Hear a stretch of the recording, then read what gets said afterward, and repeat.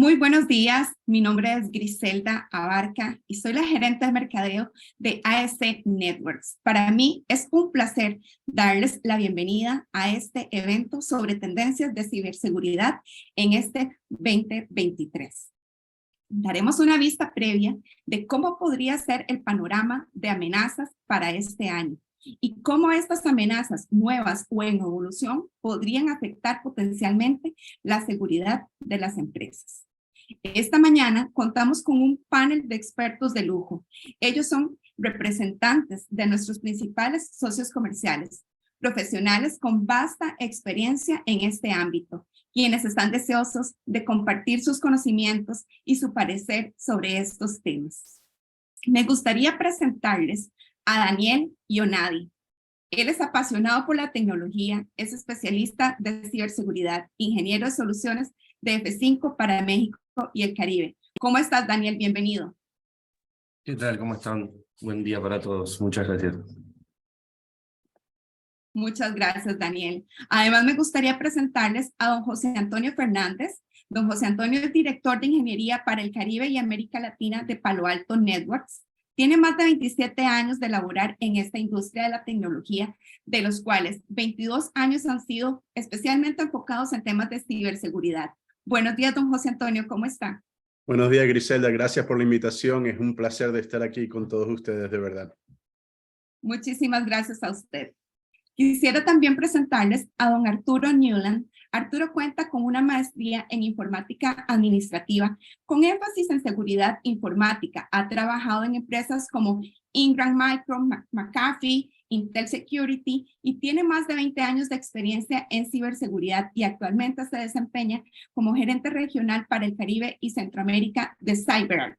Buenos días, Arturo. ¿Cómo estás? Bienvenido. Hola, ¿qué tal? Gracias por la invitación y buen día a todos y esperamos que el panel de hoy y la conversación sea de agrado y útil para todos. Buen día. Muchísimas gracias, Arturo. Nos acompaña también Carlos Martínez. Él es conferencista internacional y cuenta con 12 años de carrera en la industria de la tecnología y la ciberseguridad. Está a cargo de la dirección y la gerencia comercial de WatchGuard para el territorio norte de América Latina. Buenos días, Carlos. Bienvenido. Muy buenos días, Gris. Gracias a la gente que nos acompaña en este webinar y es un placer enorme compartir con este panel. La verdad, muchas gracias por la invitación y gracias a los chicos que están acá también. Muchísimas gracias, Carlos. Quisiera presentarles también a Catherine Villalobos. Ella es nuestra gerente de ingeniería. Cuenta con 12 años de experiencia en el mundo tecnológico y será nuestra moderadora de este conversatorio. Ella estará a cargo de ir presentando cada tendencia a cada uno de nuestros invitados. Hola, Catherine, ¿cómo estás? Buenos días a todos. Muy bien, doña Gris. Bienvenidos. Muchas gracias. Catherine, los dejo en tus manos.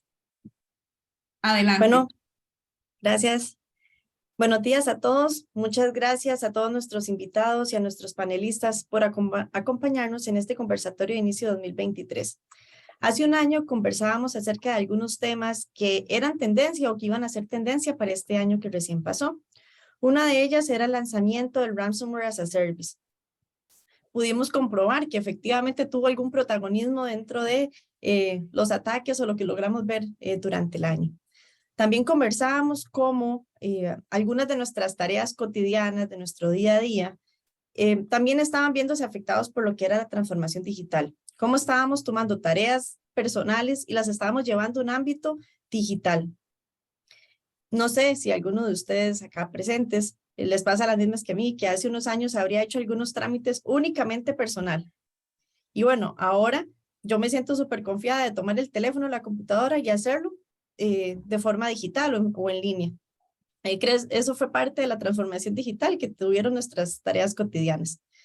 Y seguimos conversando también acerca de cómo el usuario final, sigue siendo el eslabón más débil de la cadena, ya sea por un descuido, por negligencia o por algún desacato. Este año que pasó fue extremadamente ocupado para los oficiales de la seguridad de la información. Los ataques cibernéticos golpearon a organizaciones en todo el mundo. Y bueno, para nadie es un secreto que Costa Rica no fue la excepción. Por el contrario, fuimos blanco de ataques importantes a distintas entidades.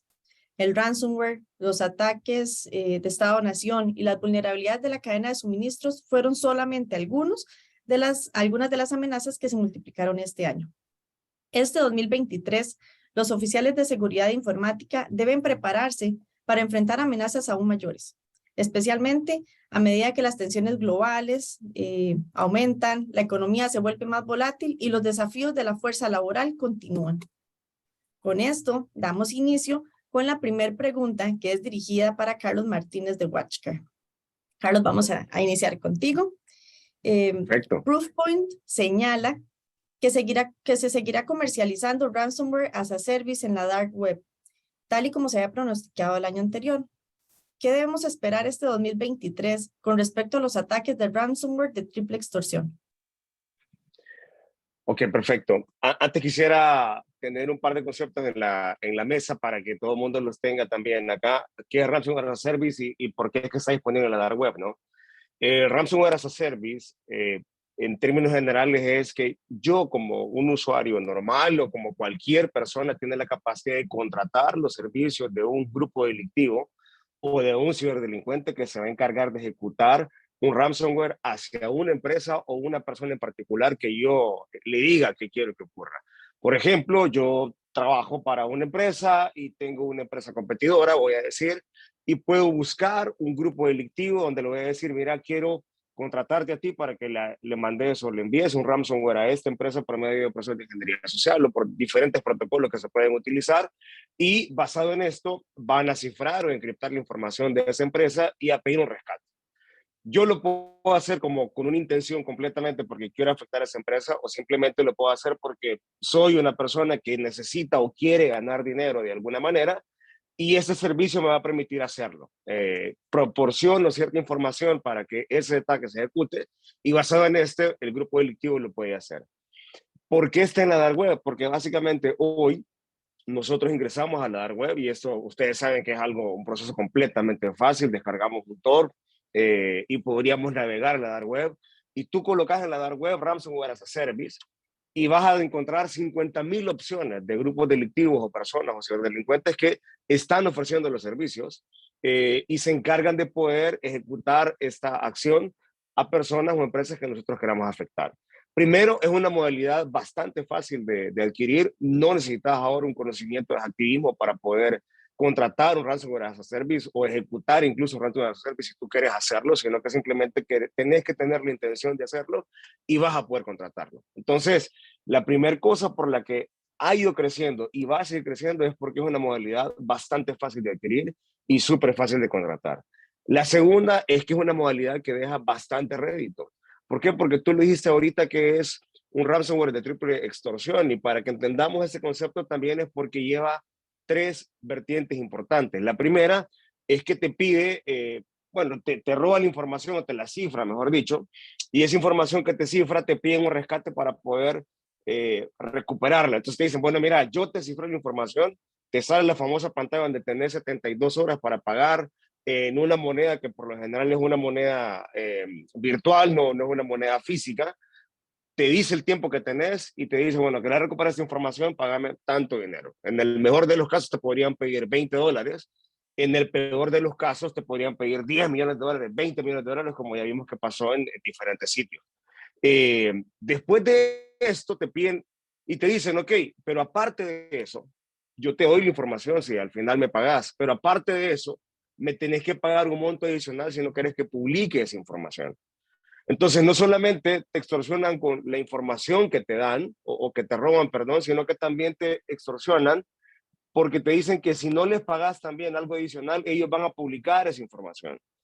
¿Dónde podría afectar esto? Un hospital, por ejemplo, un banco que se ve afectado en su reputación si no se ve publicado quiénes son sus pacientes o quiénes son sus clientes y qué tipo de información estos pacientes tienen o sus clientes tienen.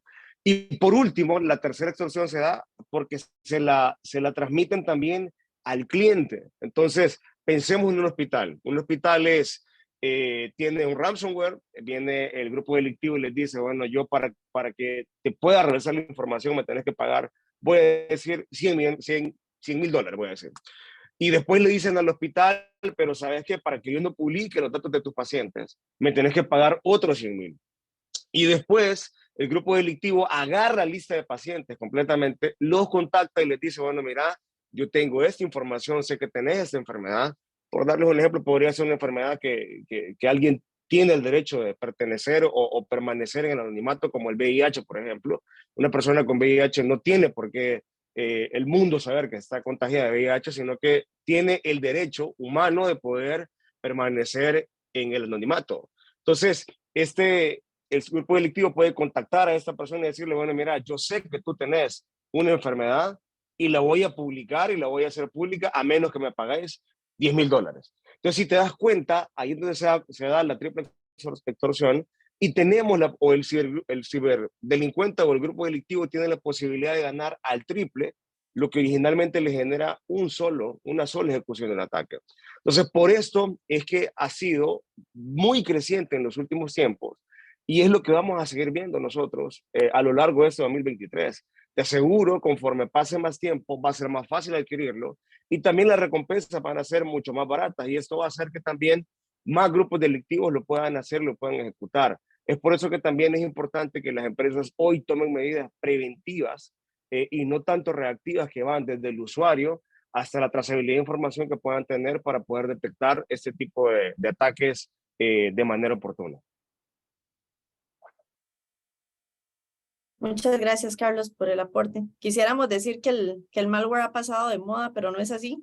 Entonces, pues nos toca prepararnos, ¿no? Lejos de eso, sigue evolucionando de diferentes formas, de formas más complejas, y va a seguir afectando. Sí. Así es. Muchas gracias, Carlos. La siguiente pregunta es dirigida a José Fernández de Palo Alto Networks. Don José, ¿la transformación digital impacta directamente la forma en la que los colaboradores en un modelo de trabajo híbrido accedemos a los recursos? ¿Cómo pueden las empresas garantizar que este acceso no comprometerá ni la seguridad ni tampoco la experiencia del usuario final? Hola, Catherine. Gracias por la pregunta. Una vez más, bienvenidos a todos. Gracias por la participación. De la manera como lo hacemos hoy en día a través de una plataforma de seguridad llamada SASE. Es algo que Gartner trajo al mercado en el 2019. Fue cuando crearon el primer memo hablando de SASE, que quiere decir Secure Access Service Edge. Y después vino toda la pandemia. Entonces, esa transformación digital hizo que la gente laboral, digamos, todos los empleados, se fueran a las casas. Hoy por hoy, inclusive, viajando por Centroamérica, y tuve la oportunidad de estar en tu país, en Costa Rica, todavía el 98% de las personas trabajan desde casa, de acuerdo a lo que me informó varios clientes que tenemos en Costa Rica en este momento. Entonces, ¿cómo lo hacemos? Tenemos que llevar el SASE. ¿Qué quiere decir SASE? Es simplemente llevar ese nivel de seguridad que tienes en la oficina, llevarlo a las casas o llevarlos a las oficinas remotas, a los lugares remotos donde no tengan ningún tipo de seguridad.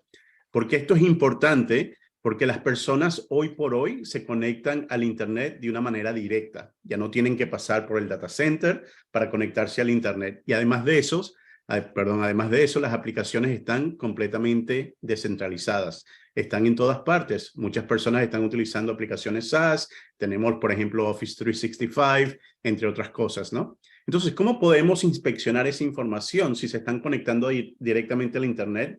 Sin importar dónde estén, pueden estar en casa, pueden estar viajando, pueden estar en una playa inclusive, trabajando, se supone, en Costa Rica. Pero ¿cómo podemos entonces llevar esa seguridad, ese mismo nivel de seguridad? Y de la manera como hacemos es a través de esta plataforma que se llama SASE, que es una solución nacida de la nube. ¿Esto qué quiere decir? Que desde el punto de vista de inspección vamos a ver todo tipo de información. Vamos a poder hacer inspección contra malware, contra phishing, vamos a poder hacer, inspección de ataques de DNS, vamos a poder hacer inspección desde el punto de vista de dispositivos IoT inclusive, vamos a hacer DLP, vamos a hacer seguridad contra aplicaciones SaaS, por ejemplo, pero no solamente nos vamos a quedar allí, porque el 53% de todas las aplicaciones de muchas empresas hoy por hoy todavía siguen siendo legacy applications. Entonces, no solamente tenemos que hacer una inspección completa de todas las aplicaciones web solamente, pero también de las aplicaciones legacy. Y eso es muy importante. Ahora bien, además de eso, tenemos que entonces pensar un poco en lo que es Zero Trust y de la manera como tenemos que implementar Zero Trust es siempre teniendo en cuenta quién es el usuario que se está conectando, con qué dispositivo se está conectando y qué tipo de aplicación es la que está utilizando finalmente. Pero este tipo de inspección lo tenemos que hacer todo el tiempo, en todo momento, sin importar qué tipo de aplicación se utiliza. Y finalmente, tenemos que también entonces entender qué es lo que está pasando. Ahora que yo estoy laborando desde casa, yo quiero entender qué es lo que está pasando en la casa de José Fernández.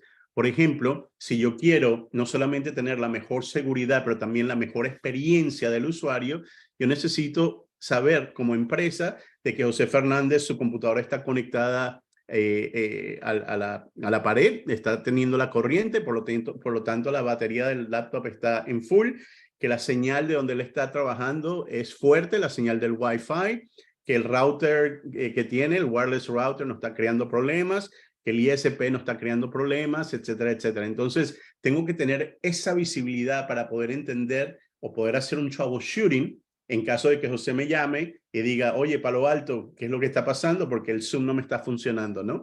Entonces, desde ese punto de vista, Palo Alto ahora puede decir, bueno, déjame chequear, déjame tener visibilidad de tu propia red, que esto nunca antes se había logrado. Déjame tener visibilidad de tu propia red para poderte decir, mira, aquí es donde está el problema y así de esta manera es que lo vamos a resolver. De tal manera que puedes tener la mejor experiencia del usuario. Y finalmente, otra de las cosas que hacemos con SASE es que agarramos el caminito de menos resistencia. O sea, para mí lo importante es cómo yo voy de punto A a punto B, no solamente teniendo la mejor seguridad que puedas proporcionar, pero también el caminito que puedas tomar con menos resistencia para hacer el performance de esa aplicación lo más óptimo posible. Y con todo eso, esa mezcla de todo lo que acabo de mencionar es lo que consideramos como SASE y así podemos llevar una vez más la mejor seguridad que existe, pero también dando la mejor experiencia a ese usuario, a ese empleado que tengan las organizaciones. Qué buen aporte, muchas gracias. Sin duda, debemos buscar ese equilibrio entre optimización, desempeño, seguridad y usabilidad de los recursos. Gracias, don José. La siguiente pregunta es dirigida a Arturo Newland de CyberArk. Arturo, continuando sí, con estamos. Hola. Hola. Continuando con este tema de modelo híbrido que nos comentaba don José hace un momento y entendiendo que la autenticación de multifactor sigue siendo un método de seguridad válido y que aún están en adopción acá en la región, ¿qué otras estrategias de seguridad complementarias a MFA deberían adoptar las empresas este año para proteger la identidad de su fuerza laboral remota? Ok, sí, gracias, Catherine. Y muy de la mano, digamos, con el concepto de SASE o el tema, digamos, de servidor perimetral de acceso seguro, muy enfocado en temas de networking. Como todos saben, ¿no? MFA es un control de seguridad muy robusto, pero debe igualmente complementarse con temas de autenticación, temas, por ejemplo, de adoptar un tema mucho más proactivo en cuanto a Zero Trust. Y ahí vemos, por ejemplo, que los principales retos que hoy día vemos en las organizaciones es el hecho de asegurar el perímetro empresarial, porque el perímetro ya no es, digamos, lo que estábamos acostumbrados a ver. O sea, el perímetro hoy día o la identidad se ha convertido en un nuevo perímetro. Y ahí tenemos una serie de desafíos, ¿no? El tema, por ejemplo, de administrar cuentas, administrar contraseñas y sobre todo habilitar el trabajo remoto seguro. O sea, el hecho, por ejemplo, del concepto de Zero Trust y ponerlo de forma bien sencilla es no confíes, siempre verifica. Que verifica el dispositivo, verifica al usuario, verifica las aplicaciones y todo esto más que con un factor adicional de autenticación, porque pueden ocurrir temas, por ejemplo, como, no sé si han escuchado el concepto de cookie hijacking o secuestro de sesión, que va muy de la mano en que sí, muchas veces, y muchos saben que cada vez que nosotros accedemos o tenemos acceso a un sitio web, en el sitio web hay cookies. Muchos de los atacantes están utilizando las cookies para incluso hacer bypass o poder bypassear lo que son temas de MFA. Entonces, la idea acá es, detrás de este concepto, es no únicamente tener un factor de autenticación, sino tener un factor de autenticación adaptativo. ¿Qué quiere decir esto? Que debemos reconocer la identidad, es decir, Catherine, Arturo, cada vez que esa persona se está conectando y poder detectar, digamos, anomalías de si yo estoy hoy día en San José, por ejemplo, y recibo una petición de acceso a una aplicación en los próximos 2 minutos desde Guanacaste, al menos que yo sea Superman o Flash, yo puedo moverme de 2 minutos de San José a Guanacaste. Entonces, ese tipo de comportamientos debemos detectarlo. El hecho también de que la experiencia de usuario tiene que ser mucho más amigable, ¿okay? Y poder, sobre todo, dar un ambiente donde yo pueda autenticarme a mis aplicaciones legacy o en premisas, pero de igual forma puedo hacerlo a mis aplicaciones más modernas, ¿no? De una forma segura. O sea, aplicar temas también de un MFA, pero con un single sign-on. Y detrás de todo esto, el hecho de poder aplicar controles de administración de credenciales o de passwords como tal para los usuarios de casa. Muchas veces, y yo me incluyo y ustedes como usuarios, los seres humanos cuando tendemos a crear una credencial, un password, lo utilizamos básicamente en más de una aplicación. ¿Ok? La fecha de nacimiento con una arroba, o la fecha de nacimiento con un símbolo de dólar, una mayúscula, una minúscula, y ese mismo password, por la complejidad que tiene, tendemos a utilizarlo en más de una aplicación. Porque como seres humanos no tenemos la capacidad de un password manager para memorizar 10, 15 contraseñas de varias aplicaciones. Entonces, eso es un tema también del hecho de administrar esas credenciales de forma proactiva, y sobre todo va muy de la mano con el hecho de el acceso seguro, es decir, saber y aplicar temas, por ejemplo, como una sesión web segura. Es decir, aunque un usuario esté en su casa, por ejemplo, pueden haber usuarios, como llamamos nosotros, privilegiados del negocio. Ese usuario puede tener acceso, por ejemplo, a una aplicación de pago, una aplicación, digamos, cloud, como Azure, AWS, con altos privilegios. Entonces, también poder monitorear qué tipo de actividades están realizando esos usuarios dentro de la sesión. Y todo eso, obviamente, descansando sobre un tema de análisis de comportamiento, inteligencia artificial. La idea de esto es realmente que nosotros podamos autenticar y verificar la identidad cada vez que va a tener a una aplicación, basado en el nivel de criticidad, basado en dónde está la persona, basado en el nivel de acceso que requiere esa persona, e incluso temas como el dispositivo, temas como el momento del día en el que se conecta. Entonces, en sí, básicamente, el tema de MFA, y los que los tienen es un concepto muy válido, pero hoy día, con todo lo que hemos visto, como Ransomware as a Service, trabajando desde casa, que la experiencia tiene que ser mucho más nativa, es necesario complementarlo con otros temas. Es básicamente. Muchas gracias, Arturo. Sí, definitivamente no hay por qué inclinarse por una única protección. Tenemos una amplia variedad y entre más robusta sea nuestra seguridad, más difícil se le va a hacer a los atacantes vulnerarnos. Muchas gracias por su aporte. Gracias. La siguiente pregunta es dirigida a Daniel Ionadi de F5. Daniel, cada vez vemos menos ambientes híbridos. En una encuesta realizada por Forbes en el 2020, el 70% de las empresas comentaban que ya estaban asociadas o que continuaban asociadas a un único proveedor en la nube. Pero también el 84% indicaban que para este 2023 ya habrían ido a una modalidad multinube. ¿Qué estrategias deberán utilizar este año los encargados de TI para dar ese salto, ya sea de un ambiente híbrido a un ambiente de nube o bien de un ambiente de una única nube a multinube? Gracias, Catherine, por la pregunta.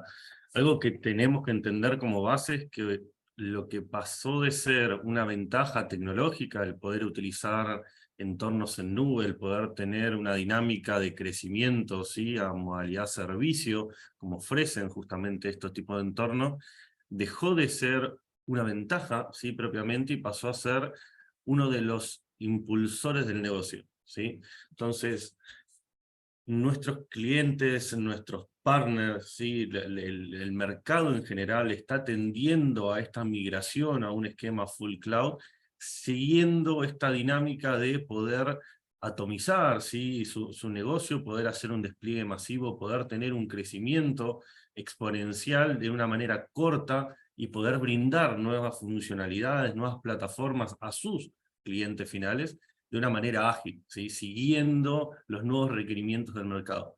¿Cuál es el principal problema que vemos ahí? A veces estas integraciones o esta adopción de entornos multicloud se termina realizando sin seguir un esquema óptimo de integración, donde se pierde visibilidad, donde empezamos a tener la conjunción de distintas herramientas para poder realizar una tarea de monitoreo, ¿sí? Un poco con lo que comentaba Arturo, una tarea de cómo gestionar el acceso, ¿sí? A los distintos entornos de nube, cómo gestionar el consumo, ¿sí? De las distintas aplicaciones que por ahí las tengo segmentadas entre las distintas nubes. Entonces, una de las estrategias principales que nosotros recomendamos desde F5 es centrar ese plan de migración, ¿sí? Que a veces es lo más tedioso. No solamente es tedioso el tener que pasar una infraestructura on-premise a la nube, que ya de por sí eso es toda una tarea heroica a veces, sino es empezar a pensar en cómo realizar ese traspaso sin perder la visibilidad y la seguridad de los datos. El poder tener herramientas que nos permiten consolidar el tráfico que está recibiendo nuestros distintos entornos, herramientas que nos permitan también tener una migración mucho más paulatina, ¿sí? Y no tener que correr por ahí con la necesidad justamente de apagar un servicio un fin de semana y levantar ese mismo servicio dentro del fin de semana y que todo esté operativo, ¿sí? El poder hacer pruebas, el poder hacer chequeos de salubridad, el poder tener justamente una correlación de qué es lo que está pasando entre todos nuestros ambientes. Eso también lo que nos va a permitir, más allá de tener una seguridad más homogénea, ¿sí? Y facilitarnos nuestras tareas de gestión, es también tener un único punto de visibilidad para poder establecer nuevas mejoras de seguridad, el poder tener nuevas integraciones entre distintos entornos multicloud y hacer una dinámica de crecimiento mejorada, ¿sí? Y más optimizada, justamente pudiendo seguir a todo el equipo de desarrollo y las necesidades del equipo de negocio, ¿sí?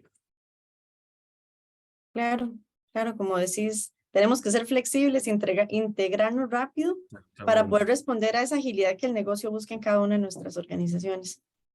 Exactamente. Muchas gracias, Daniel. La siguiente pregunta es dirigida a Carlos Martínez de Watchcar. Carlos, me gustaría que nos comentes un poco acerca de la gestión de parches y vulnerabilidades. Sabes que hay indicadores de ataques que se están ignorando hoy día, ¿no? Por ejemplo, generalizar como siempre normal la ejecución de cualquier comando de PowerShell y bueno, verla como normal siempre porque es PowerShell. ¿Qué podrías recomendar a las empresas para dirigir sus esfuerzos de protección al respecto? Tremenda pregunta, Katy, y no sé si me tome un minuto más para contestártela, pero lo voy a intentar, lo voy a intentar. Adelante. La falta de parches e ignorar los indicadores de ataque, porque eso ha tocado un tema bien importante acá. La falta de parches es top 3 de vulnerabilidades hoy.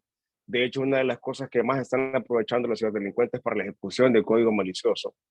Y hay procesos que generalmente en TI históricamente se ha visto como proceso adecuado. Por ejemplo, acabas de tocar uno que es básico para mí, que es la ejecución de un PowerShell. Internamente en una empresa se utiliza PowerShell para ejecutar, no sé, la instalación de algún programa, la ejecución de algún proceso, no importa. Esto, cuando lo analizamos y pensamos si es o no código malicioso, en efecto no es código malicioso.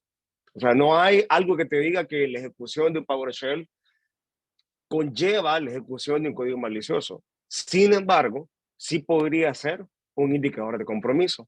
Y como indicador de compromiso tenemos diferentes vertientes que podemos analizar de cómo esto nos puede ayudar.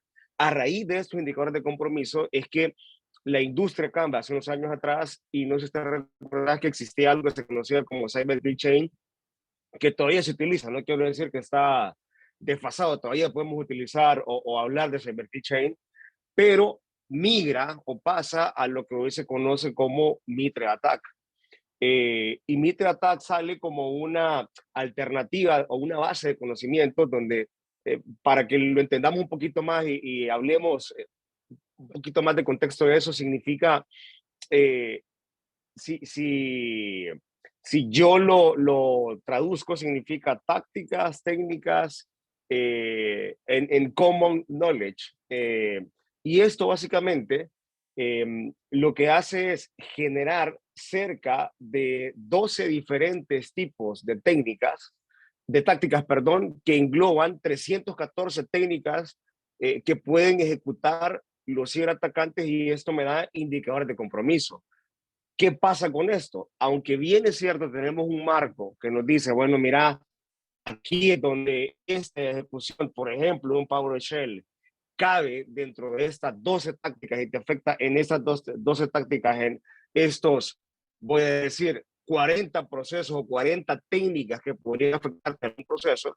El problema es que humanamente no tenemos cómo modificarlo. O sea, para hacer esto necesitas un threat hunter, y ese threat hunter se va a encargar de hacer esa inspección y hacer ese análisis y determinar dónde es que estas tácticas afectan, no este proceso afecten esas tácticas, y dónde estas tácticas tienen estas técnicas para poder ejecutarse en estos procesos. Ahora bien, ¿cuál es el reto acá? Generalmente esto se ignora. Ya sea, y esto es una realidad, muchas de las empresas o los gerentes o directores de TI no tienen tiempo de hacer esto. No es que no tengan conocimiento, no tienen tiempo o no tienen el know-how para poder ejecutarlo. Por eso es que ahora tenemos una gran cantidad de threat hunters que están disponibles para que puedan hacer esta ejecución o validación de código malicioso. ¿Qué es lo que nosotros hacemos en WatchGuard para poder facilitar ese trabajo? Tenemos una plataforma que se llama EPDR, que justo lo que hace es poder determinar de manera automática esos factores o vectores de compromiso o indicadores de compromiso que tú tenés, automatizar la información de estos indicadores de compromiso y decirte, mira, este proceso, que es la ejecución de PowerShell, voy a decir, automáticamente por ser la ejecución de PowerShell, no porque sea código malicioso, sino por ser la ejecución de PowerShell, entra en la táctica número 5 o la táctica número 8 o la táctica número 9 y afecta todas esas técnicas a nivel de la matriz de Mitre. Y te lo hago de manera completamente automática. Te evito que tengas un threat hunter para que puedas determinar esa ejecución, y basado en esto que puedas tomar decisiones a tiempo. Porque acá donde estamos, el mayor reto es que tengamos una toma oportuna de decisiones y basado en esto ejecutar procesos ya sea de remediación o de corrección de errores que podamos tener. Y lo que nosotros hacemos acá es, por medio de un panel que es completamente gráfico, poder facilitar la vida de los directores o gerentes de TI y que las empresas tengan una mejor y mayor visualización de qué es lo que está pasando en su organización. Esto, mientras nosotros más lo dejemos pasar, más va a ser aprovechado por los ciberdelincuentes, porque lo que aprovechan es justo generar ataques que no necesariamente son código malicioso. Y fíjate que es interesante porque al final es un ataque, ¿no? Que no viene de un código malicioso, pero que sí va a ejecutar un código malicioso en este momento o en un futuro, ya sea dejando un backdoor ahí o una puerta trasera para poder ejecutar código malicioso, pero mientras nosotros corrimos un proceso o aparentemente corrió un proceso extremadamente normal dentro de una organización. Esto va a seguir ocurriendo, yo les aseguro, ya no va a ser una alternativa poder defendernos con una herramienta tradicional como un antivirus. Lastimosamente necesitamos tener plataformas como un IDR o un IPDR para poder defendernos y tener conocimiento sobre este tipo de o esta ejecución de ataques. Eso es lo que te podría aportar a ti. Muchas gracias, Carlos. Y tal vez complementando un poco eso que mencionabas de las armas que tienen las empresas dentro, también invitarlos a que nos acerquemos a sus partners, a que busquen, por ejemplo, soluciones como servicios administrados o servicios profesionales de los fabricantes también, porque se entiende que muchas veces no tengamos al personal idóneo para estar en esas posiciones y que necesiten un poco de apoyo de nuestra parte.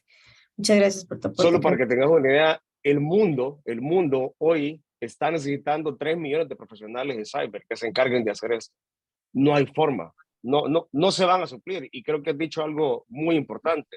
Si no los tenés para contratarlos porque no tenés el presupuesto o no tenés a la persona que va a hacer eso, encontrar aliados como AS que tienen la expertise de hacer esto, que tienen herramientas para hacer esto, sin duda es una solución para poder corregirlo.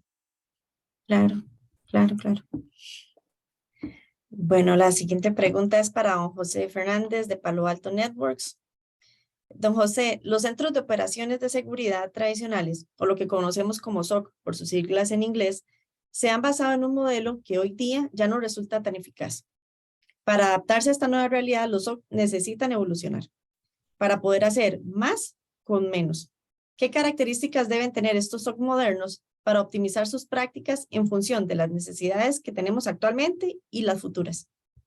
El SOC moderno, gracias por la pregunta, muy buena pregunta, por cierto. El SOC moderno tiene que tener la capacidad de predecir. Eso es muy importante hoy en día. ¿Qué es lo que pasa? Y lo voy a responder de esta manera. Les voy a dar una anécdota que tuve en uno de los viajes que hice. No les voy a decir qué país visité, pero les voy a contar un poquito la historia. Llegué a un país en donde en este país me llevaron al SOC del país, al SOC que protege a ese país a un 100% de cualquier tipo de ataque. Ese SOC pertenece a las Fuerzas Armadas de ese país.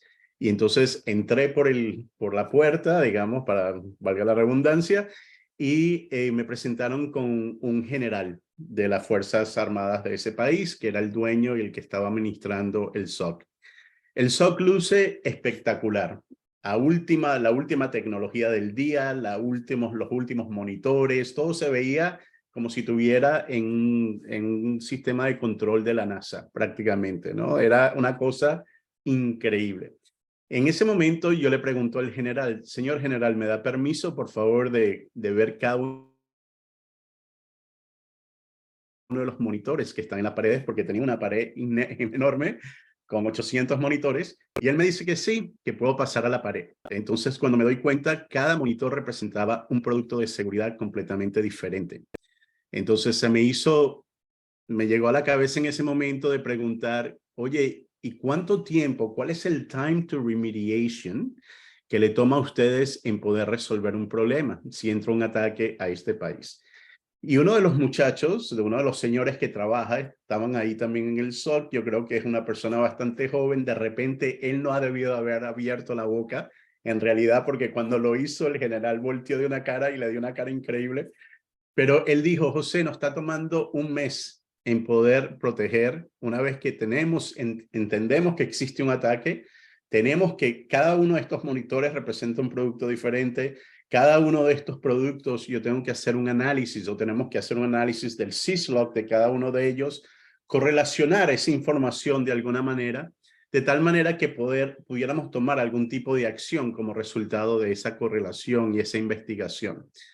Y definitivamente digamos, el nombre del juego aquí es cómo podemos incrementar una postura de seguridad de tal manera que tu time to remediation, lo que se conoce en el mercado como time to remediation, es más pequeño. Entonces, ¿qué quiere decir esto? Lo que quiero decir con este cuento no es para desearle mal a este país, porque definitivamente están haciendo un trabajo espectacular.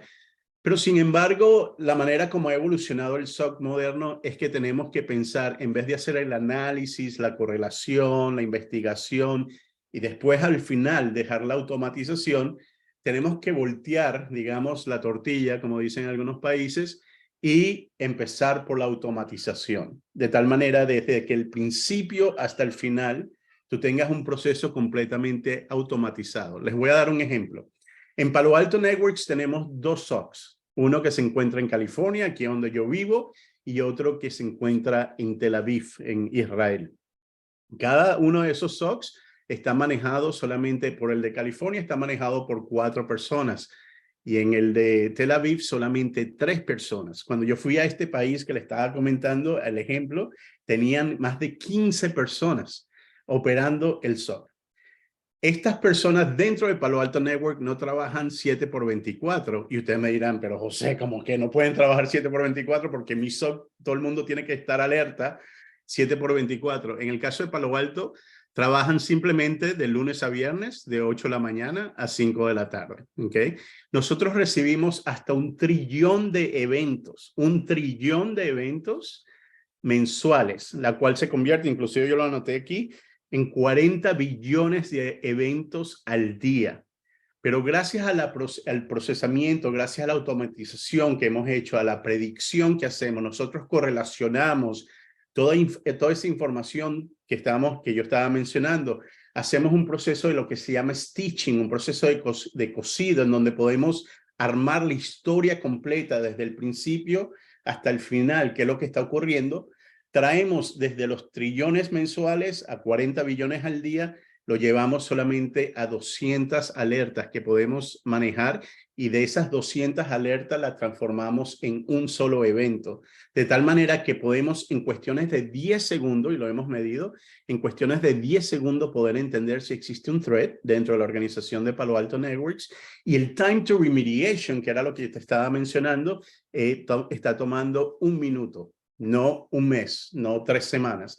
Entonces, ahí es donde está el proceso de el futuro, digamos, del SOC. Es un proceso, es un modelo predictivo, es un modelo automatizado en donde el mismo SOC pueda responder por ti de tal manera que no exista tanta intervención manual. Y al mismo tiempo es importante entonces decir, bueno, José, está bien, pero tú me estás diciendo que las 15 personas que tengo ya no me van a servir para nada. ¿Qué voy a hacer con esta gente? ¿A dónde los voy a poner si todo es automatizado? Lo interesante de todo esto es que entonces tú puedes utilizar esos recursos para hacer actividades muy importantes dentro de la organización. Por ejemplo, no todo acerca del SOC es simplemente hacer el análisis. Sería bueno hacer lo que se llama hoy en día tabletop exercises. Por ejemplo, armar un equipo rojo, un equipo azul, atacar, penetrar la organización de alguna manera, a ver cómo están los sistemas de seguridad que tienen hoy en día desplegados. Entonces, todo eso es muy importante, así como también de repente hacer parte del equipo que se encargue solamente a respuestas e incidentes. Todo eso va ayudándote a ti no solamente a tener una mejor postura de seguridad, pero también te va a ayudar, inclusive el SOC ayuda muchísimo a entender o a hacer un examen, un análisis de cómo está tu postura de Zero Trust.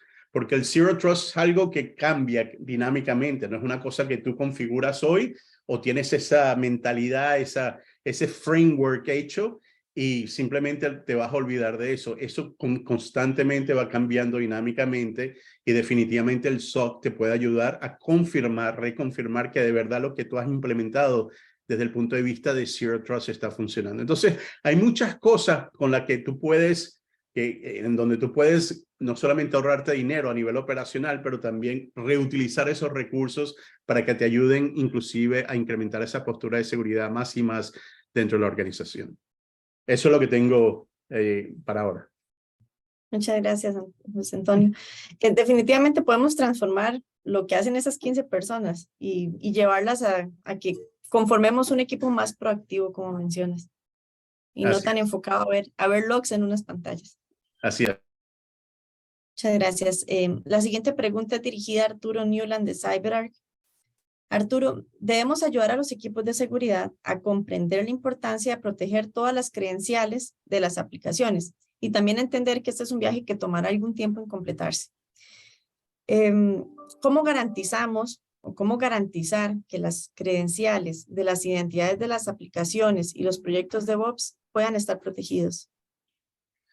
Excelente pregunta y de verdad hoy día, digamos, como todos sabemos y hemos escuchado y escuchamos constantemente muchas de las presentaciones de los diferentes fabricantes, todos los temas de transformación digital, ¿no? Y nos ha llevado a un tema, incluso nosotros como CyberArk, a evolucionar desde el punto de vista de nuestro enfoque.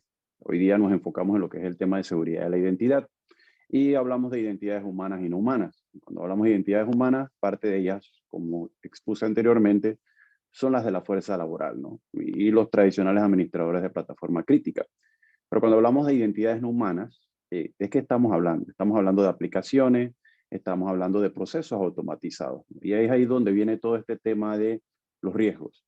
Y los riesgos asociados al tema de las aplicaciones es que, tratando de ponerlo un poco muy sencillo, una aplicación, al igual que un ser humano, va a requerir, dependiendo del tipo de aplicación, dependiendo de la naturaleza de la aplicación, ciertos privilegios, ¿verdad?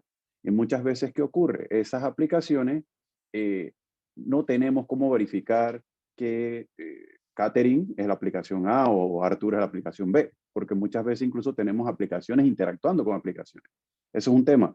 Otro tema que tenemos es el hecho de a nivel de los riesgos es el equipo de desarrollo, y si hay un desarrollador en la audiencia, con su permiso, es el hecho de que necesitamos ser ágiles.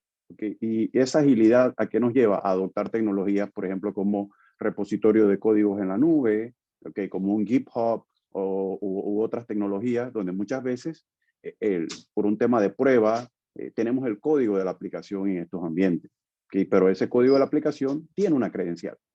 Y muchas veces esa credencial, hemos visto casos donde la credencial en una aplicación, en un ambiente DevOps, se utiliza incluso para temas de ambientes productivos. Entonces, hay una serie, digamos, de riesgos asociados, y lo interesante también es entender cuáles son esas identidades no humanas, ¿okay? Porque en todas las organizaciones existen. No existen de ahora del tema de que vino la transformación digital o vino la pandemia y empezamos a adoptar la nube y demás, sino aplicaciones, ¿okay? Aplicaciones que utilizan, por ejemplo, una credencial, ya sea que la tengan un archivo de configuración, temas, por ejemplo, como cuentas de servicio, aplicaciones que tienen las credenciales embebidas en el código, ¿okay? Que es lo que llamamos credenciales estáticas, que son normalmente credenciales que están ahí, no rotan al igual que una credencial de una persona porque no tienen una política de rotación de credenciales de 30 días, 45 días, 90 días. O muchas veces no rotamos la credencial porque es una cuenta de servicio. Y el temor de rotar la credencial en una cuenta de servicio es que no vamos a saber cuál es el impacto dentro del entorno específicamente en esa cuenta de servicio. Y esos son algunos, digamos, de los desafíos que vemos. Ahora, ¿qué tenemos que identificar? ¿Cuáles son ese tipo de cuentas? ¿Okay? ¿Y cuál es el tipo, digamos, de interacción que tiene esa cuenta? Y aquí es bien sencillo. Pueden ser temas, por ejemplo, como cuentas de servicio, cuentas, por ejemplo, del pipeline de DevOps, ¿no? Aplicaciones modernas nativas en nube. Pero también pueden ser cuentas de dispositivos de seguridad. La cuenta de mi firewall, la cuenta de mi herramienta, por ejemplo, de escaneo de vulnerabilidades, la cuenta de mi plataforma de administración de redes, que esas cuentas al final, esas plataformas van a requerir también una cuenta privilegiada, o una cuenta, vamos a decir, de aplicativo. O sea, la idea detrás de todo esto es poder identificar eso. ¿Para qué? Tener claro cómo debemos darle tratamiento a esas cuentas. ¿Okay? Y específicamente es poder identificar la cuenta, resguardarla, no tener esas credenciales expuestas, ya sea que no sea a través de un repositorio de código en la nube, un GitHub y demás. Poder también resguardar las credenciales de nuestras plataformas, los que están, por ejemplo, en temas de DevOps, ya sea que tengan algo a nivel de Azure, algo a nivel de AWS, algo a nivel de Google Cloud. Todo esto, temas, por ejemplo, de orquestación, automatización, como Jenkins, Puppet, Ansible. Y hay una cantidad de aplicaciones cuando nosotros hablamos de el tema de DevOps o identidades no humanas. Para ponerlo bien sencillo, por cada identidad humana que existe en una organización, pueden haber 4 o 5 identidades no humanas en aplicativos, plataformas y demás. Entonces, al final la idea de esto es poder asegurar toda la cadena de confianza o la cadena de suministros a nivel de código, es decir, poder asegurar desde los administradores, en este caso los desarrolladores, pero también las plataformas y los sistemas finales. Y CyberArk tiene toda una estrategia para esto, es lo que llamamos nosotros básicamente protección de secretos, independientemente de la aplicación, ya sea que es una aplicación hecha en casa, una aplicación de terceros, una aplicación de estas modernas a nivel de la nube, podemos ayudarles a protegerlo. Eso es básicamente. Muchas gracias, Arturo. La siguiente y última pregunta, no menos importante, es para Daniel Leonadi de F5. Daniel, muchas organizaciones hoy en día no cuentan con un inventario preciso de sus APIs. Y esto está generando un nuevo vector de amenazas conocido como Shadow API o Shadow API. ¿Cómo pueden mejorar las empresas esta visibilidad de sus APIs y lograr reducir la exposición de las mismas? Excelente pregunta. Y estaba escuchando al resto de panelistas, y si hacemos una trazabilidad así de todo lo que venimos conversando desde el inicio de esta sesión, todo el enfoque está basado en obtener mayor visibilidad, ¿sí? El tener mayor control de qué es lo que está sucediendo entre los distintos estadios de nuestra infraestructura.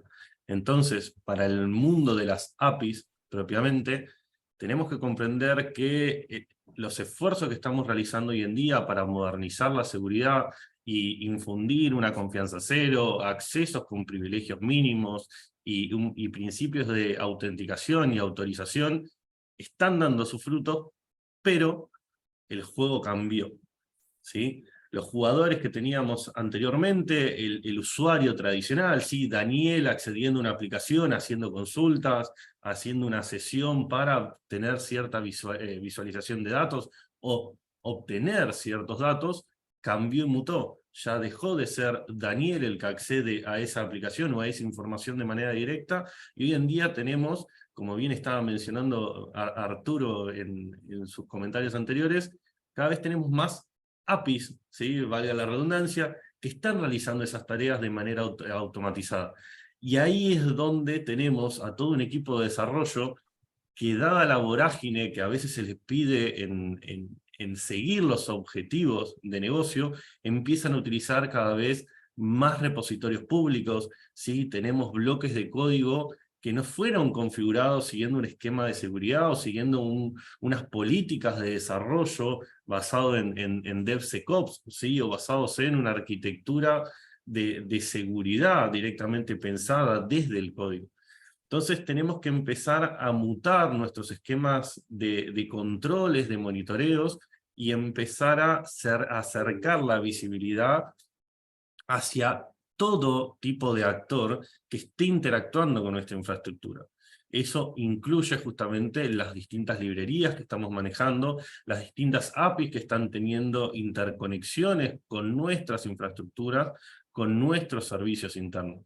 Para eso lo que tenemos que realizar es colocar herramientas, ¿sí? Justamente de visibilidad que nos permitan tener una detección de manera automatizada, ¿sí? Porque de nuevo, si nosotros colocamos herramientas por ahí tradicionales, donde tenemos que mapear cada vez que realizamos un nuevo servicio, estamos chocando de frente contra los nuevos desafíos, ¿sí? Estamos yendo en contra de la modernización. Buscamos metodologías ágiles para hacer nuevos despliegues y estamos teniendo métodos tradicionales para poder incorporar métodos de seguridad, ¿sí? Entonces, tenemos que tener estas herramientas automatizadas que incluyen inteligencia artificial para poder detectar y categorizar qué tipos de aplicaciones, qué tipos de APIs están interactuando, qué tipo de interacción están realizando, y a su vez, a través del Machine Learning, ¿sí? El poder interpretar cuáles de estas acciones son correctas, qué tipo de información podemos brindar, cuáles no, y en base a eso empezar a tomar acciones, ¿sí? Que deje de ser algo basado en un sistema por ahí más estático, ¿sí? Menos flexible, y justamente se amolde a este nuevo escenario. Tenemos muchas infraestructuras todavía basadas en un esquema muy tradicional de seguridad, y es ahí donde estamos viendo la mayor cantidad de riesgos para las organizaciones, ¿sí? Si hoy en día nosotros queremos comprar un auto, hace muchos años atrás, y acá por ahí voy a lucir a mi edad, hace muchos años atrás mi padre buscaba un auto que sea confiable, y cuanto más metal tenía, para él era más confiable, porque tenía menos posibilidad de romperse. Hoy en día, para mí, si yo tengo que comprar un auto, lo que busco es, no me interesa que se rompa, me interesa que a mí me dañe lo menos posible. Busco que tenga distintos mecanismos de seguridad, detectores de proximidad, distintos airbags distribuidos durante el auto, ¿sí? Entonces, seguimos con esa modernidad y adecuamos nuestro esquema, en este caso de cómo comprar un auto, a un estadio moderno. Nos falta ese tránsito para poder tener esa visibilidad en los nuevos despliegues aplicativos y las nuevas infraestructuras aplicativas. Muchas gracias, Daniel, por tu aporte, y gracias a los demás panelistas también por sus aportes tan valiosos. Con esto damos por concluida la etapa de preguntas y del conversatorio. Doña Gris, te cedo la palabra. Sí, muchísimas gracias a todos. Considero que ha sido información súper valiosa.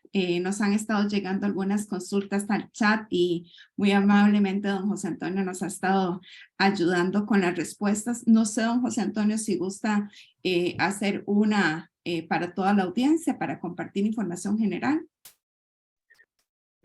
No, primero que nada, muchísimas gracias. Esto ha sido bastante productivo, he podido aprender bastante de todos ustedes. Gracias a los panelistas también por su participación, la verdad que es muy interesante. Al final lo que yo les quiero dar es el consejo de lo siguiente, ¿no? Desde mi punto de vista. Ahorita estamos viviendo en una economía que está bastante frágil. Muchas de las compañías inclusive están chequeando el costo de las cosas, están tratando de ahorrar dinero. Hemos visto en las noticias, por ejemplo, como grandes compañías entre Google, Microsoft, han dejado ir muchísimas personas hoy por hoy en la economía que estamos.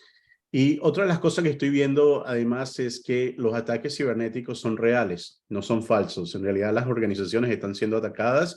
Lo mencionó mi compañera Catherine al principio de la presentación, en donde Costa Rica fue, digamos, impactada, inclusive por el grupo Conti hace unos meses atrás, en donde trajeron todas las organizaciones gubernamentales prácticamente al piso.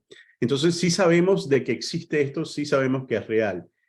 Lo que es misterioso para mí es el hecho de que, a pesar de entender todo esto y de comparar, por ejemplo, la economía, de entender de que los ataques son reales, existe un misterio a nivel cibernético muy importante que todavía estoy tratando de conseguir la respuesta a esto. Y es que cuando hablo, por ejemplo, desde el punto de vista de, si hablamos con las personas de redes, por ejemplo, cuando estamos hablando de switches en routers, siempre existe un vendedor que atiende a esa necesidad en las empresas. Generalmente todos sabemos quién es ese vendedor y simplemente se utiliza y se ha hecho análisis y es porque funciona no solamente a nivel tecnológico, pero a nivel económico. Cuando estamos hablando de, por ejemplo, IT, estamos hablando de un sistema operativo en donde generalmente ya todos conocemos, por ejemplo, Microsoft. Vamos a decir, la mayoría de las personas utilizan Microsoft hoy en día y estamos hablando de un solo vendedor. Cuando estamos hablando de seguridad es completamente lo opuesto. Y eso me pone muchas preguntas en la mente, porque inclusive, y no por cuestiones de charla, es información pública, no solamente porque trabajo en Palo Alto Networks, pero en realidad Palo Alto Networks es la empresa más grande a nivel de ciberseguridad en el mundo. El segundo que nos viene detrás de nosotros está por lo menos 2 veces más atrás de nosotros. Sin embargo, y esta es información pública, no lo digo yo porque estoy trabajando aquí, sin embargo, adivinen cuál es el market share, no sé cómo se dice en español, el market share, el mercado compartido que tenemos hoy por hoy en seguridad. Es el 3%. ¿Qué quiere decir esto? Que cada vez que yo hablo con los CIOs y los CISOs y los CTOs de muchas organizaciones, ellos tienen hasta 60, 70, 100, el otro día estuve hablando con una persona, tenía 125 productos de seguridad en su empresa. Lo que no se dan cuenta es que al tener muchísimo más productos de seguridad, al fin y al cabo están pagando muchísimo más dinero, porque acuérdense, tienen que tener a todo un recurso local que esté preparado para poder atender a cualquiera de estas funcionalidades y poder entender estos 125 productos y ser experto de los 125 productos. Segundo, tienen que pagar soporte de cada uno de estos productos, porque al fin y al cabo cada uno de estos productos requiere el pago de soporte. Entonces, cuando hablamos de una plataforma de seguridad hoy por hoy y muchas de las cosas que ocurrió en Costa Rica, y lo digo de manera honesta, es que muchos de estas organizaciones gubernamentales que fueron atacados por Conti no pudieron ver precisamente el ataque porque tenían muchos productos de seguridad y ninguno de esos productos se hablan unos con otros, no están completamente integrados. ¿Qué quiere decir con esto? Y con todo el respeto que tengo a los panelistas aquí también presentes, yo no estoy diciendo que quiten los 80 productos, pero de repente lo reduzcan a 10 en vez de 80, en vez de 120, porque mientras más productos tú tienes en tu organización, más orgánicamente tú estás abriendo un hueco vulnerable bastante importante. Y por eso es que las organizaciones todavía siguen siendo atacadas, porque no existe una integración. Es más, si tú te pones a ver a nivel histórico, los ataques grandes que han existido en la historia de ciberseguridad, por ejemplo, los más conocidos en Estados Unidos, Target, el Caesar Palace, todo esto, ha sido porque simplemente la persona que se encarga de leer esto, de hacer los análisis de esto, no entiende que hubo un producto que levantó una banderita, pero entonces ese producto no habló con el otro, y el otro no habló con el otro, y el otro no habló con el otro. Entonces no hubo una correlación, esa correlación de la cual estaba yo hablando al principio cuando estuve tocando el tema del SOC. Entonces, digamos que te pierdes en esa multitud de productos hoy por hoy que puedas tener. Entonces mi recomendación sería, sea con Palo Alto, no sea con Palo Alto, y se los digo de todo corazón, porque lo he visto y en el caso de los ataques, precisamente este fin de semana hubo un ataque en México muy importante, en la cual los clientes me llaman a mí desesperado, porque ahorita de repente todos estamos tranquilos porque ninguna de las organizaciones de los que están presentes en este evento están siendo atacados. Pero en el caso de Costa Rica, en el caso de México, en el caso de, hubo unos ataques muy importantes en Brasil, yo soy el que recibo la llamada. Y la verdad que los clientes están en desesperación tratando de decir cómo podemos responder a estos ataques.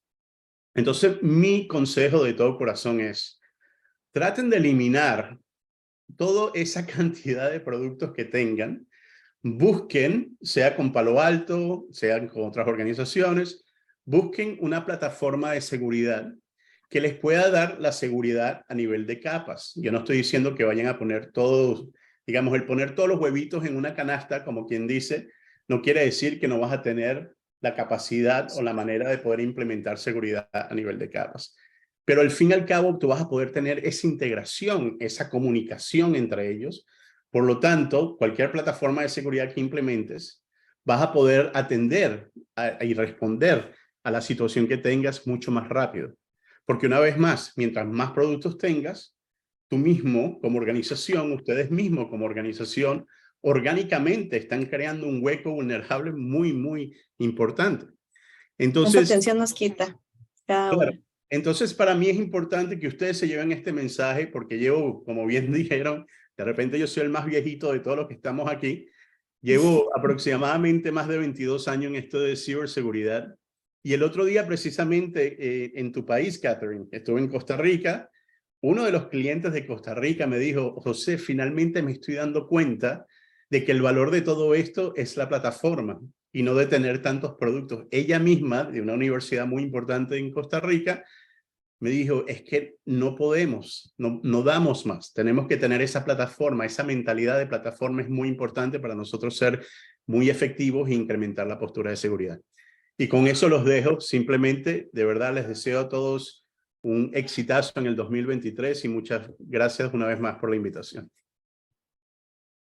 Muchísimas gracias, don José Antonio. Otras de las consultas que estoy viendo que nos están llegando es con relación a la parte de inteligencia artificial, ¿sí? Y con toda su evolución que se está dando. ¿Cómo esto nos puede llegar a impactar? Ya nos está impactando, ¿sí? Pero, ¿qué se puede esperar con relación a todo esto? No sé si alguno de los otros compañeros panelistas nos gusta dar su opinión sobre esto. Si quieres, yo puedo, digamos, aportar un poco en cuanto al tema, ¿no? Gracias, Arturo. Desde la perspectiva de acceso del usuario, ¿no? Como yo mencionaba en cuanto a lo que son las identidades humanas, lo importante es, y muy de la mano con el concepto de Zero Trust, es siempre identificar o validar la identidad, ¿ok? Y a medida, digamos, que las tecnologías vayan evolucionando, ustedes están escuchando muchos temas, por ejemplo, como passwordless, o por ejemplo, el hecho de utilizar ciertos algoritmos para reconocimiento y demás. Hoy día, digamos, quizás no todas las organizaciones puedan adoptar las últimas tecnologías en cuanto al tema, digamos, de contrarrestar inteligencia artificial. Y la mejor forma, obviamente, suena tonto y sencillo, pero la mejor forma de contrarrestar IA es con IA igualmente, ¿no? Una IA que sea proactiva desde el punto de vista de entender cuáles son las amenazas, porque todos aquí seguramente en el foro pertenecen a organizaciones diferentes, financieras, gobierno y demás, pero en general las amenazas pueden afectar a ustedes independientemente del tipo de institución. Entonces, el hecho es de tener IA que entienda el comportamiento del usuario, ¿ok? ¿Cuál es el comportamiento de un usuario? ¿Cuáles son las aplicaciones? Y eso que pueda básicamente trazar una línea base con el objetivo de que si hay alguna anomalía, como yo explicaba, yo soy Griselda, soy Arturo y estoy conectándome normalmente en mis horas de trabajo en San José, 8 de la mañana, 10, 12, ¿no? Pero puede ser que sea el caso de que, bueno, te fuiste de fin de semana y quisiste conectarte, entonces eso puede o no puede ser una anomalía. Entonces hay que tener herramientas que ayuden a uno a poder identificar ese tipo de comportamientos, entender las amenazas. y sobre todo el hecho de un análisis, digamos, predictivo del riesgo. ¿Sí? Volviendo al ejemplo que utilizo mucho, por ejemplo, de que esa petición de acceso venga de San José, ahora que son las 10 de la mañana, pero a las 10:05 tú la recibas, no sé, de Ciudad Quesada, de Naranjo, de Arango, de qué, pues eso no es normal. ¿Okay? Entonces, la capacidad de poder detectar ese tipo de comportamiento igual, el hecho de siempre no confiar, verificar, que es la forma más sencilla de poner Zero Trust. Y algo muy importante, y que creo que están de acuerdo y han escuchado mucho, es el hecho de la consolidación de tecnología, o como se conoce el vendor consolidation, ¿no? Que la idea es de no llenarnos. Hay un déficit de profesionales de ciberseguridad. ¿Y qué ocurre? Muchas veces nos llenamos de tecnología, nos llenamos de tarros, como dicen en Costa Rica, de juguetitos y demás, ¿no? La idea es realmente tener las herramientas que funcionen, nos entreguen el mejor, digamos, time to value, o el mejor retorno posible en el menor tiempo posible, con el menor esfuerzo posible. ¿Okay? Porque obviamente salir a contratar, y yo sé que a nosotros, y creo que a todos los que estamos acá, muchas veces nos dicen, recomiéndame a una persona que sepa de ciberseguridad. Y uno se queda así como que, ups, ¿quién puede ser? Entonces, cuando vas a ver, probablemente los que estamos en ciberseguridad o nos conocemos o tenemos un conocido, en algún momento trabajamos con un tercero que no está, que coincidimos. Y la idea es esa, ¿no? Detrás de todo esto el hecho de contratar IA con IA, consolidar vendors y obviamente el hecho también de trabajar obviamente con tecnologías que se integren y demás. Eso puede ser mucho de lo que pueda ayudar. Gracias, Arturo, gracias por confirmar lo que acabo de mencionar, pero una de las cosas también importantes que quería mencionar aquí para complementar lo que tú mencionaste con lo de inteligencia artificial también, es que todos nosotros somos culpables y lo hemos hecho de que todas nuestras empresas donde trabajamos, cada uno de nosotros, siempre hemos sido muy reactivos a los ataques a través de los años, siempre hemos visto, y es la manera por naturaleza como ha trabajado todas las organizaciones fabricantes de seguridad, en donde vemos un ataque, reaccionamos a ese ataque y después de ahora en adelante nos aseguramos de que ese ataque no lo podamos volver a ver. Pero una de las cosas que nos ha ayudado la inteligencia artificial es ahora ser proactivos. Es una manera de poder, de alguna manera, estar a la misma velocidad de los ataques maliciosos, de los actores maliciosos. Entonces, ellos también utilizan, obviamente, inteligencia artificial, y nosotros utilizando inteligencia artificial en cada uno de nuestros productos nos ayuda prácticamente a estar a la par y poder de alguna manera ser muy proactivos a esos ataques para poder predecir, para poder modelar, para poder hacer algún tipo de análisis en tiempo real de lo que está ocurriendo. Y eso es parte de la ventaja que tenemos hoy por hoy en inteligencia artificial. Y algo bien Gracias. importante también, creo que para cerrar yo de mi lado, es el hecho de ustedes no son ni la primera ni la última empresa que probablemente va a tener un incidente de seguridad. Lo importante es tener aliados y levantar la mano, porque quizás, por ejemplo, en Estados Unidos sí se da un poco más porque es un tema regulatorio. Tú tienes una brecha y tienes que hacer disclaimer de la brecha. Que en muchos de nuestros países, sobre todo en Latinoamérica, a veces hay una brecha y la gente prefiere quedarse callada, o al menos que te lo publique un tercero y te enteras, o está en la noticia antes de que tú incluso internamente hayas hecho el comunicado. Entonces, el hecho también de que estemos conscientes de que hay dos tipos de empresas, las que han sido atacadas y las que pueden llegar a ser atacadas. Y ojalá no seamos de ninguna de las dos, ¿no? Pero al final el hecho es de que hay que levantar la mano, hablar con los aliados y tener, digamos, esa metodología y confianza con sus fabricantes, ¿no?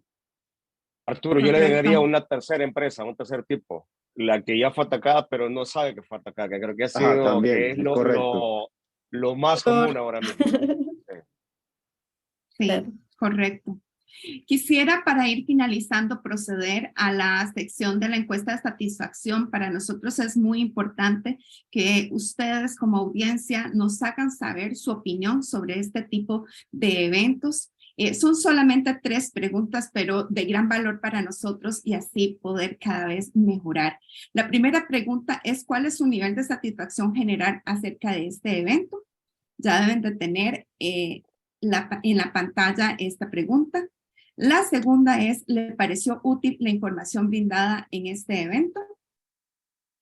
La tercera es, para futuros eventos, ¿cuáles otros temas son de su interés? ¿Sí? Nos gustaría poder desarrollar continuamente este tipo de actividades que vayan acorde a sus necesidades, ¿sí? Temas que sean de valor para ustedes. Mientras vamos canalizando sus respuestas, me gustaría informarles que pronto la grabación de este evento la tendremos disponible en nuestras redes sociales, en nuestro canal de YouTube y en nuestro LinkedIn, por si gustan repasarla o compartirla con algún colega, con algún compañero de departamento, con el jefe, por ejemplo, para que les ayude, ¿verdad?, a repasar todas estas tendencias que nos esperan para este año, toda esta información tan importante, de gran valor que nos han compartido nuestros panelistas expertos en esta mañana.